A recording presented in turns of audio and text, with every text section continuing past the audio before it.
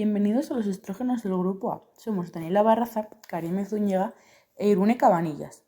Los estrógenos son hormonas sexuales ováricas que se encargan de muchas funciones fisiológicas a lo largo de la vida de la hembra. Cuando se habla de estrógenos, hay 3 estrógenos significativos presentes en el plasma de la hembra. 1. Estradiol. Es el estrógeno más potente y más eficiente y potente de la hembra, 12 veces más potente que la estrona y 80 veces más potente que el estriol. 2. La estrona. Intervienen en la producción de colágeno, impulsan la generación del HDL, colabora a mantener el calcio en el sistema óseo, etc. 3. Estriol.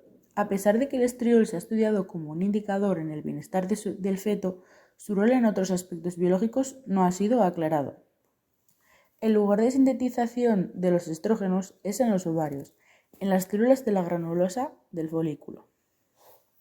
Poseen receptores que son moléculas de naturaleza proteica, están formados por aminoácidos y pertenecen a la familia de los receptores nucleares a hormonas esteroides y hormonas tiroideas. Dentro de esta familia encontramos también a los receptores a andrógenos, glucocorticoides, a hormonas tiroideas, entre otros. Los receptores están en el citoplasma. Los estrógenos son esteroides, como la mayoría de hormonas sexuales, porque se sintetizan a partir del colesterol sanguíneo. Su formación es en las células de la granulosa del ovario. Durante la fase folicular, el precursor colesterol se convertirá en pregnenolona. La pregnenolona formará la progesterona. De la progesterona se formarán los andrógenos, androstendiona y testosterona. Ahora, en este momento, llega la enzima aromatasa que convertirá a los andrógenos en estrógenos.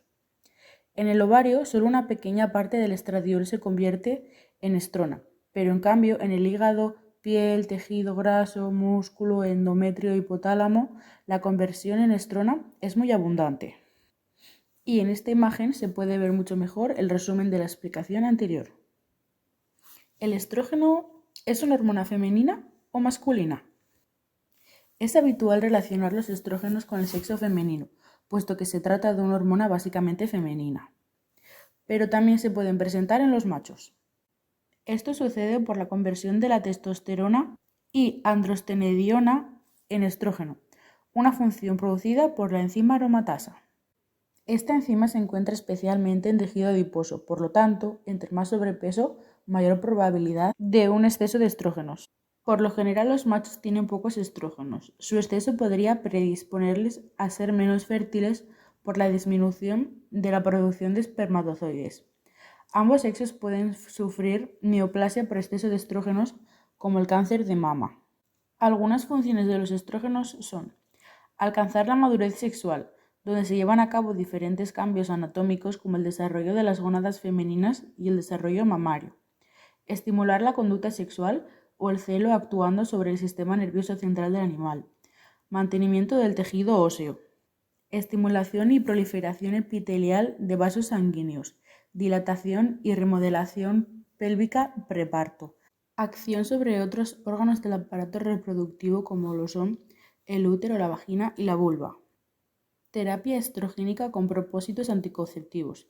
Los estrógenos se emplean rutinariamente en casos de cruza no deseada en algunas especies para impedir o interrumpir la preñez, debido a su capacidad para retrasar el transporte del ovocito por el oviducto. Los estrógenos tienen un efecto de retroalimentación positiva sobre el hipotálamo, produciendo la liberación de gen RH que a su vez inducirá la liberación de FSH y LH en la hipófisis anterior. El ciclo se puede dividir en 2 fases, la fase lútea y la fase folicular. Los estrógenos participan en la fase folicular, que se divide en 3 etapas: proestro, estro y metaestro. Durante el proestro se produce una alta concentración de estrógenos causada por la inducción del crecimiento de un folículo dominante ovárico por las hormonas FSH y LH. Este incremento alcanza los centros nerviosos del hipotálamo, que controlan las manifestaciones externas del celo. El estro y metaestro es el periodo de actividad y receptividad sexual. La hembra padece de inquietud, inflamación de la vulva, secreción de moco claro y transparente cuyo color atrae el macho e incrementa las contracciones del tracto reproductivo, facilitando el transporte del esperma y óvulo. Por otro lado, afectan a los centros endocrinos en el hipotálamo que controlan la liberación de GnRH y a su vez de FSH y LH de la adenohipófisis. Después de un tiempo, que depende de cada especie, desde el comienzo del celo, el sistema nervioso central deja de aceptar estrógenos, terminando el celo. Durante la cópula, los estrógenos estimulan las células mucosas del cérvix que secretan sialomucina y sulfomucina, tornándose más líquida de modo que sea fácilmente cruzada por los espermatozoides. Los bajos niveles de progesterona y estrógenos placentarios inhiben las gonadotrofinas hipofisiarias y por lo tanto evitan la ovulación. Al iniciar el parto aumenta la producción de estrógenos a partir de la pregnenolona. Los estrógenos estimulan la liberación de prostaglandina por el endometrio y ambos se encargan de provocar el aumento de contractilidad del miometrio y la relajación del cérvix. También estimulan la producción de moco cérvico vaginal para facilitar la expulsión del feto. Ahora continuaremos con las interacciones. Inhibidores. Los inhibidores de aromatasa, como son estos que veis en pantalla, reducen los niveles de estrógeno, porque al inhibir la aromatasa impiden que transforme otras hormonas en estrógeno. La duración del efecto de los inactivadores depende de la velocidad con la que la enzima se recupera a través de su síntesis. Excitadores. En la fase folicular, la FSH estimula la secreción de estradiol tras la interacción con sus receptores de la granulosa. En la fase lútea persiste la secreción del estradiol a partir de la producción de androstenediona y testosterona en las células tecales estimuladas por la LH. Los andrógenos difunden a las células de la granulosa, donde está la unión de la aromatasa con la testosterona y androstenediona. Como hemos dicho anteriormente, el estradiol procede de las gónadas y puede atravesar con facilidad la barrera hematoencefálica.